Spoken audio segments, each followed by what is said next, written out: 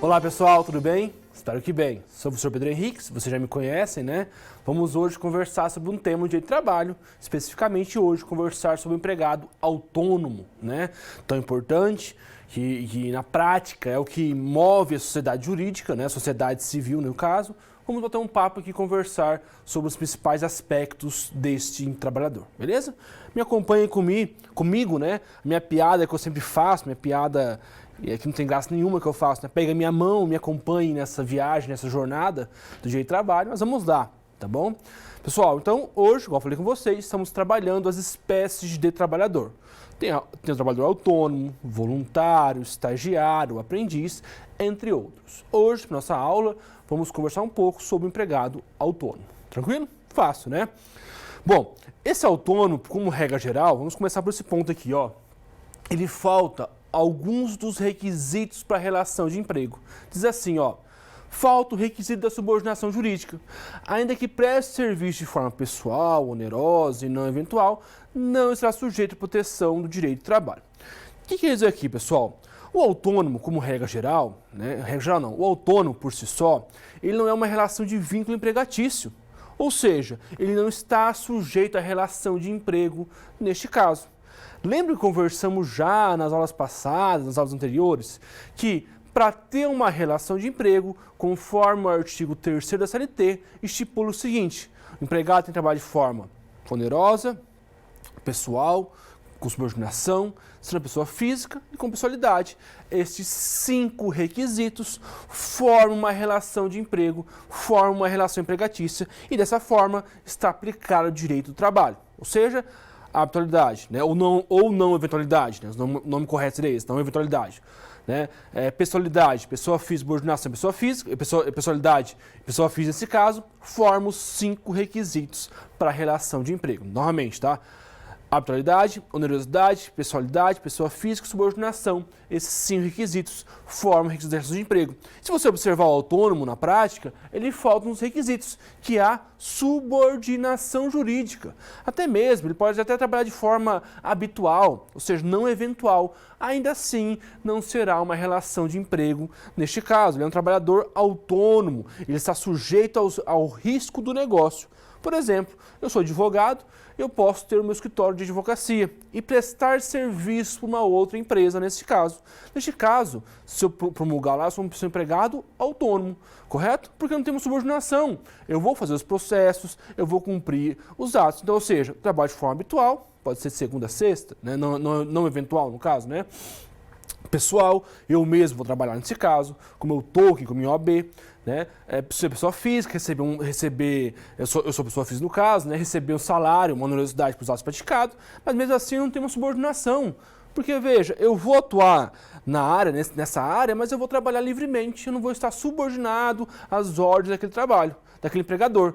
Você sabe, quem aí possui uma relação de emprego, quem é empregado por si só, tem uma subordinação com o empregador. O empregador vai te dar ordem, ó, faça assim, faça assado, cumpra dessa forma, cumpra de outra forma. Aqui não, como não tenho subordinação, eu posso ir como bem entender, eu posso trabalhar como bem entender, porque eu sou um empregado autônomo neste caso. Beleza? Então aqui, pessoal, ó, dica importante, né? O empregado autônomo, tá? Não tem relação de emprego.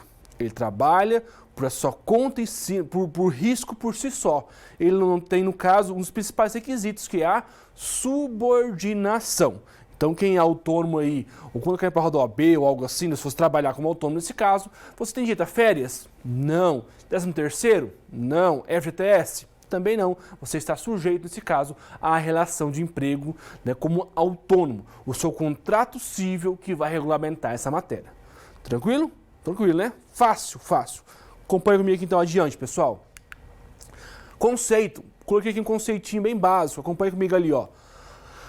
Assumindo os riscos da atividade. O trabalhador autônomo, como esclarece a Mauri, né, Mascaro Nascimento, é aquele que não transfere para terceiro o poder de organização de sua atividade. Assim, referido obreiro irá trabalhar por conta própria neste caso. Então ali, ó, o obreiro, o trabalhador nesse caso, ele trabalha por conta própria. ele por si só trabalha essa relação jurídica. Ou seja, eu não passo para terceiros. Quando eu falo assim, professor, eu abri uma empresa, eu tenho um empregado CLT nesse caso, eu passo, esse empregado, ele tem algum risco do negócio? Não. Pandemia veio aí, eu posso abaixar o salário dele? Não. Eu posso reduzir a jornada por si só? Como regra geral, não. Agora, se eu for, nesse caso, um autônomo, o autônomo não, o risco do negócio me corre em prol dele. Então, por exemplo, chegou aí a pandemia e eu vou ter que agora reduzir o salário do meu empregado, do meu advogado que presta serviço aqui para mim, neste caso. Posso fazer isso? Posso reduzir o salário? Pode, porque ele é um trabalhador autônomo. Posso reduzir o jornal de trabalho? Pode, porque ele é um trabalhador autônomo, ele não está sujeito a CLT nesse caso. Lógico, está sujeito às sanções do contrato de trabalho, do contrato de prestação de serviço, mas não é uma relação de trabalho. Ou seja, bem claro isso, não existe qualquer vínculo empregatício entre eles nesse caso. O trabalhador é simplesmente civil neste caso. Beleza, né? Tranquilo. Então, os riscos é todo, né, do empregado do empregador, ou seja, do autônomo e do empregado e do empresário, do próprio sujeito nesse caso, ok? Adiante ali, pessoal, ó. Fundamento legal, né? Tem ali a Lei 8.212 de 91, tá? Diz assim, ó, pessoa física que exerce por conta própria atividade econômica, natureza urbana, com fins lucrativos ou não, neste caso. Tem que observar que essa lei, tá, não é bem o fundamento jurídico por si só, porque, professor, mas fundamento, qual que é a lei que fala do autônomo? Tem alguma lei? Não tem. Tá? Aqui essa lei é uma lei de sociedade, uma lei da questão previdenciária, e ela conceituou o termo autônomo, basicamente isso. Ou seja, o que eu quero deixar bem claro aqui para vocês, o autônomo, ele não tem, nesse caso, um fundamento jurídico, uma lei específica. A gente sabe que tem diversas leis. Por exemplo, a lei do empregado rural, a CLT, a lei do empregado doméstico, a lei 150 de 2015, várias leis específicas nesse caso. O autônomo não tem uma lei específica nesse caso. Por quê, logicamente? Porque nesse caso, ele vai ter o contrato de prestação de serviço que vai regulamentar neste caso. Beleza? Até vou olhar para essa câmera aqui para ficar mais próximo a vocês, né? Deixo bem claro isso, tá? O autônomo não possui, nesse caso, uma relação, né? Ele não é uma relação de emprego. Além disso, não temos uma lei específica para o autônomo. O que vai regulamentar o autônomo é o contrato civil, é o contrato de prestação de serviço que ele possui. Professor, esse contrato eu posso colocar, por exemplo, direito a férias? Pode, nada impede. O tempo que vai ficar afastado, vai ser pago ainda? Pode colocar. Professor, posso colocar um 13º salário? Pode. 14º, 15º, 16º? Pode. Porque é um contrato prestação de serviço autônomo. O difícil vai ser o seu empregador, o outro lado da relação, assinar esse contrato, né? Mas é possível. Eu posso colocar um salário de 20 mil reais? Pode. Posso colocar um aviso de 90 dias para decidir o contrato? Pode. Porque, eu repito, não temos uma lei específica do autônomo por si só. Temos ali o próprio contrato de prestação de serviço que vai regulamentar, nesse caso, quais são os deveres, quais são as suas obrigações neste contrato. Professor, e se não tiver contrato neste caso, um contrato escrito? Vai ter um contrato que seja verbal, o horário, o valor, tudo certinho neste caso, né?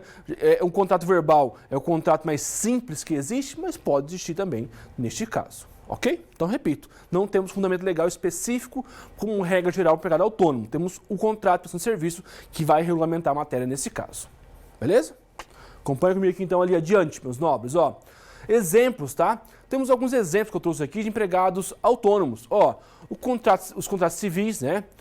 A contrato de empreitada, os profissionais liberais, um médico em seu consultório, um advogado em seu escritório, um representante comercial, são alguns exemplos de autônomos que possuem. Veja, esses autônomos que eu coloquei ali, eles possuem, algum deles, normas especiais.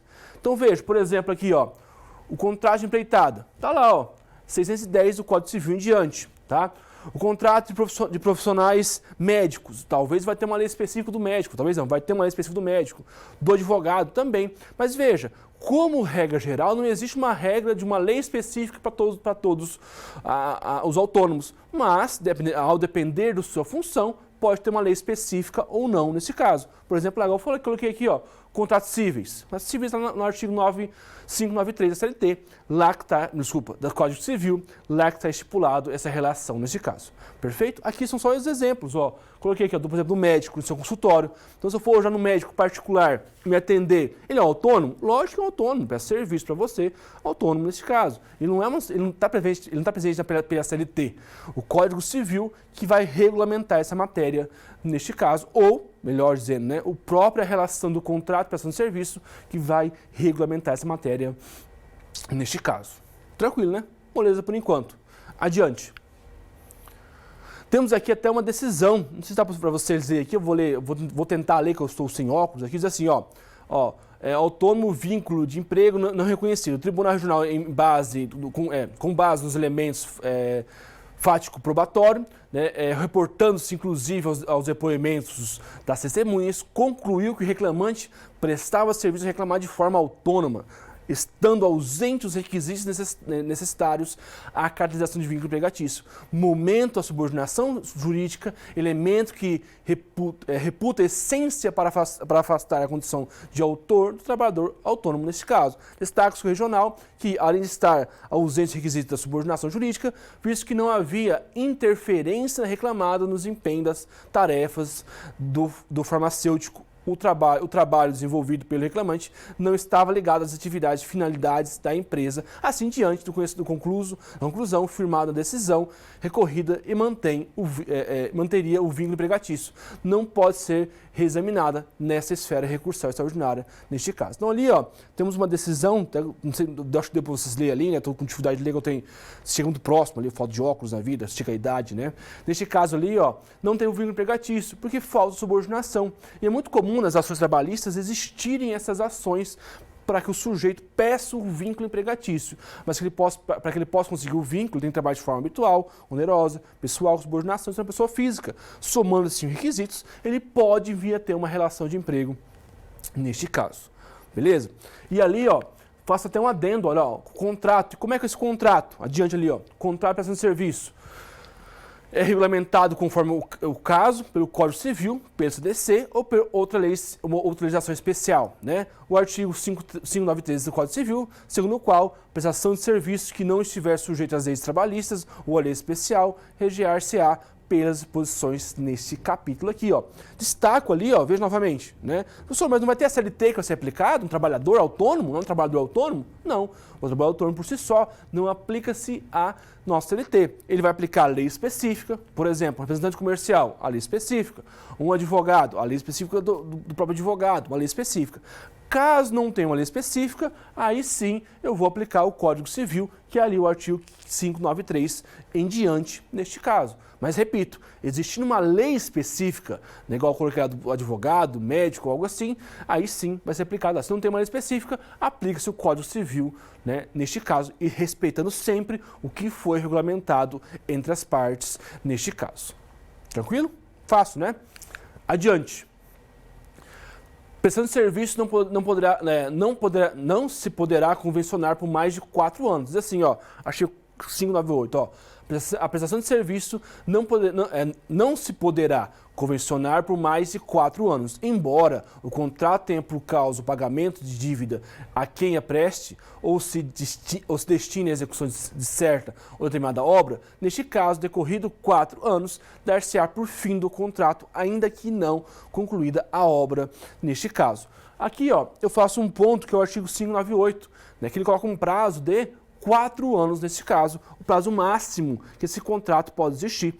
Então, como regra geral, esse contrato de trabalho, esse contrato de prestação de serviço, não é um contrato de trabalho, não é um contrato de trabalho, é um contrato de prestação de serviço, ele vai ter prazo de 4 anos neste caso.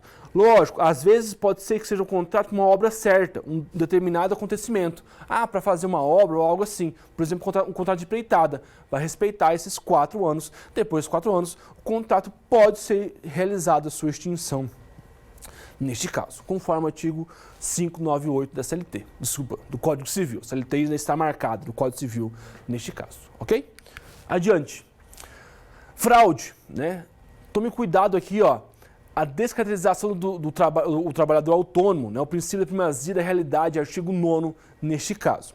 Agora sim, chegando num ponto importante aqui, ó. Muito comum, pessoal, na prática, o próprio empregador, para tentar fraudar a legislação trabalhista, ele cria ficticiamente, de forma fictícia, um contrato autônomo. Então, por exemplo, o cara trabalha de forma habitual, onerosa, pessoal, subordinação e a pessoa física. Trabalha todos os dias no horário, tem subordinação, o cara dá ordem para ele. Opa, e é um contrato de prestação de serviço? Esse contrato é válido? Não, porque esse contrato tem a intenção de fraudar a lei trabalhista, artigo 9º. E com base no princípio da primazia da realidade sobre a forma, o que vale mesmo é a realidade e não a forma neste caso. Perfeito? Então, especificamente nesse caso, caso o empregador queira fraudar a lei trabalhista, nada mais certo que ele pode, o empregado, entrar com uma ação trabalhista pedindo vínculo empregatício. Lógico, na audiência ele vai ter que comprovar que ele trabalha de forma habitual, onerosa, pessoal, subordinação sem pessoa física. Trabalhava lá, levar uma testemunha. Trabalhava das 8 às 18. Recebia R$1.000, recebia ordens, enfim, colocar lá todos esses pontos. É possível isso? Sim, é totalmente possível isso, né? E logicamente, repito, ele vai ter que entrar com essa ação e comprovar isso. Perfeito? Porque eu repito novamente, sendo bem incisivo aqui, né? O trabalhador autônomo não tem subordinação.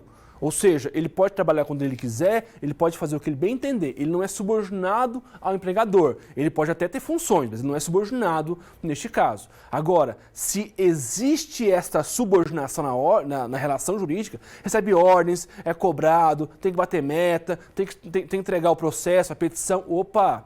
Neste caso, vai tirar o vínculo empregatício e o empregado pode entrar com uma ação pedindo o vínculo empregatício neste caso. Tranquilo? Muito cuidado aí, muito atento, porque a fraude é muito comum neste caso, chama-se pejotização, quando o empregador obriga o empregado a abrir uma empresa com essa intenção para afastar as normas trabalhistas nesse caso. Então fique atento, se o empregador fazer isso, né, isso é pejotização, você pode entrar com ação trabalhista. Lógico, você pode entrar com ação trabalhista se você trabalha de forma habitual, onerosa, pessoal, subordinação, né, ter esses requisitos do artigo 3º, aí sim você pode entrar. Beleza? Isso chama-se pejotização. Tenho certeza aí que alguém, né, que está vendo esse vídeo aqui já teve, ou algum colega que o empregador obrigou a falar assim, ó, eu vou até contratar você, mas você vai ter que criar uma MEI, tá? Aí essa MEI vai prestar o serviço, essa MEI vai gerar nota. Tudo bem, eu posso fazer isso? Posso, como autônomo, mas aí não tem horário, eu posso ser quando eu bem entender, fazer quando eu bem entender. Aí o cara fala, tudo bem, eu quero. Aí o cara vai lá, cria MEI, faz isso, chega lá, o cara começa a dar ordens, paga o salário mais baixo, pede para chegar no horário, quer saber do relatório, fica cobrando, faz assim, faz assado, tá bom, tá ruim. Opa, eu sou autônomo, eu não tenho subordinação, ok? Se for assim, eu posso entrar com uma ação trabalhista pedindo vínculo empregatício para ter direito ao FGTS, às férias, aviso prévio e os demais verbas trabalhistas existentes, ok? Fique atento a isso, beleza? Ali, ó, tem até uma questão que eu trouxe para vocês aqui, ó. Como exemplo, ó, menciona-se a questão da CESP ali, ó. O elemento diferenciador entre o empregado e o trabalhador autônomo é a subordinação neste caso. E sim, é a subordinação nesse caso, tá? A ausência dessa subordinação e dos outros elementos, e a presença, a ausência desse elemento de subordinação é um trabalhador autônomo neste caso. Se tiver presente esses elementos demais, é uma relação de emprego neste caso. Fique atento a isso, porque já caiu em provas de OAB, concurso neste caso, ok? Então, vamos fechar por aqui. Então, hoje aqui vimos a relação de trabalho do autônomo, tá bom? Falei com vocês que não temos uma lei específica para o autônomo, mas temos várias espécies de empregado autônomo, empreitada, de forma sucessiva ali tem os trabalhadores neste caso, tá? Destaco aqui o último ponto, que é a fraude, é a pejotização, né? Quando o empregado quer por alguma forma fraudar a lei, o empregador, né, quer fraudar a lei trabalhista e cria-se uma cena e faz com que o empregado abra essa pessoa jurídica. Então, se ele faz isso com a intenção de fraudar a lei trabalhista e o sujeito, o empregado, trabalha de forma habitual, onerosa, pessoal, com subordinação, é uma relação de emprego e deve ser registrado na carteira, deve receber as férias neste caso. Afinal, autônomo é o empregado que trabalha por a sua sorte nesse caso. Ele não tem uma subordinação ao empregado neste ponto. Beleza? Então é isso, né? Então fechamos por aqui. Muito obrigado, até mais, tchau, tchau, bons estudos!